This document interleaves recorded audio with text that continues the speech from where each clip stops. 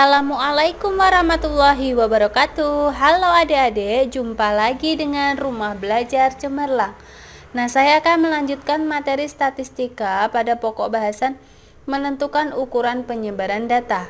Sebelum kita memulai, mari kita baca basmalah dulu ya. Bismillahirrahmanirrahim. Nah, sebelum melanjutkan menonton video ini, jangan lupa subscribe, like, komen, dan tekan tombol loncengnya. Simak videonya sampai habis ya. Terima kasih. Nah, yang kita bahas pertama adalah mengenai penyebaran data. Apa sih penyebaran data itu? Nah, penyebaran data itu adalah ukuran yang menjelaskan distribusi dari suatu kumpulan data.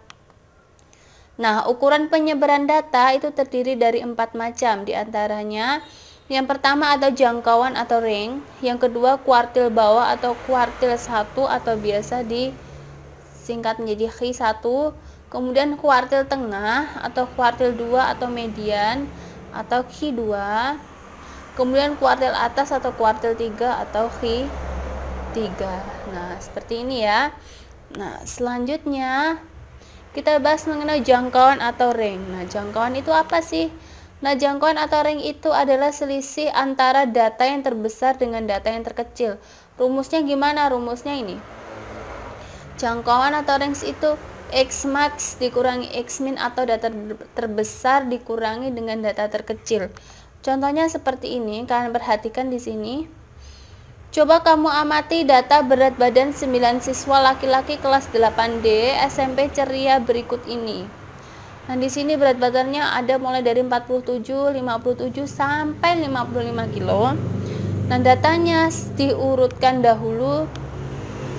Nah, berapa jangkauan data di atas? Nah, jadi kita harus mengurutkan dulu.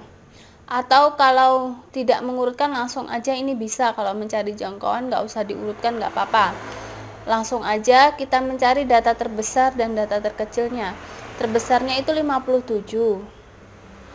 Nah, terkecilnya berapa? Oh, terkecilnya ternyata 45. Nah, kalau jangkauan tadi akan selisih. Nah, jadi dikurangi saja. Jadi data terbesar dikurangi data terkecil sama dengan 57 dikurangi 45 sama dengan 12. Nah, jadi jangkauan atau range dari data ini itu adalah 12. Seperti itu ya. Nah, sekarang kita bahas yang selanjutnya mengenai kuartil. Nah, sekarang langsung saja pada contoh. Coba kamu amati data berat badan 9 siswa laki-laki ini tadi. Ini data yang tadi ya. Yang pertama yang harus kalian lakukan adalah mengurutkan dari data yang terkecil ke data yang terbesar. Nah, ini paling kecil tadi 45, paling besar 57.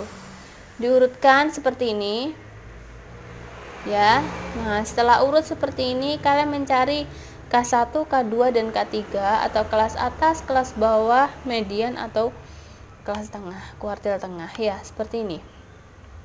Nah, ini kuartil 1 atau Q1. Nah, Q1 nya berapa? Oh, Q1 nya itu 47 ditambah 48 dibagi 2 sama dengan 95 dibagi 2 sama dengan 47,5. Kemudian kuartil 2 atau medianya, nah ini 50 ya. Kemudian kalau Q3 nya itu sama, nanti 53 ditambah 55 dibagi 2 sama dengan 108 dibagi 2 sama dengan 54. Caranya gimana sih? Caranya untuk menghitung Q1, Q2, Q3, kalian harus menentukan Q2 dulu. Yang pertama, kalian harus menentukan Q2. Q2 nya ngitungnya sama seperti kita mencari median ya. 1, 2, 3, 4. Nah, 1, 2, 3, 4.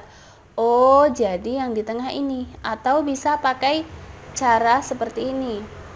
Seperti pada materi sebelumnya ya. Ini kan datanya kita lihat ini ada berapa sih? 1, 2, 3, 4, 5, 6, 7, 8, 9. Oh, ada ganjil. Berarti 9 ditambah 1 per 2. 10 dibagi 2. Oh, 5. Berarti data kelima. Kita lihat data kelima. 1, 2, 3, 4, 5. Nah, data kelima. Nah, medianya ini adalah data kelima.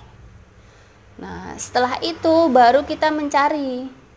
Kalau mencari Q1 dan Q3 itu juga sama. Kita hitung di sini. Nah, di sini 1, 2, 3, 4. Nah, datanya genap.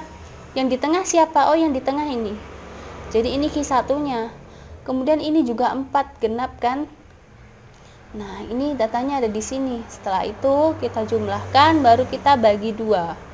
Nanti ketemu. Jadi Q1-nya 47,5, Q3-nya 54. Seperti itu ya. Nah, selanjutnya kita membahas mengenai jangkauan interkuartil. Nah, jangkauan interkuartil adalah selisih antara kuartil atas atau Q3 dengan kuartil bawah atau Q1. Nah, rumusnya ini Q3 dikurangi dengan Q1. Nah, kita pakai soal yang sama seperti yang tadi. Kita kan sudah mengetahui soal yang tadi bahwa Q1-nya 47,5, Q3-nya 54. Jadi kalau mencari jangkauan interkuartilnya gimana? Kita tinggal mengurangkan saja kan. Q3 dikurangi dengan Q1. Q3-nya berapa? Oh, 54. Q1-nya 47,5. Nah, kita kurangkan 54 dikurangi 47,5 berapa? Oh, 6,5. Nah, jadi jangkauan interkuartilnya itu adalah 6,5. Seperti itu ya. Nah, ini ada jangkauan interkuartil. Sekarang ada yang namanya jangkauan semi kuartil. Kalau jangkauan semi kuartil itu apa? Nah, itu adalah setengah dari selisih antara kuartil atas atau Q3 dengan kuartil bawah atau Q1. Rumusnya itu kalau jangkauan, maaf ini jangkauan semi kuartil. Semi kuartil itu jadi setengah dari Q3 dikurangi Q1. Nah, tetap dengan soal yang sama agar lebih mudah. Ini kita mencari jangkauan semi kuartilnya ya. Semi kuartilnya.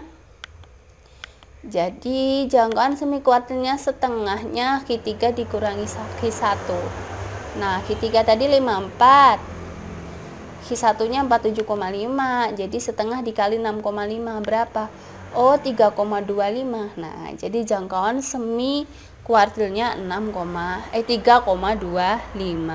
Nah, seperti itu ya adik-adik. Demikian pembelajaran kali ini. Semoga bermanfaat ya. Wassalamualaikum warahmatullahi wabarakatuh.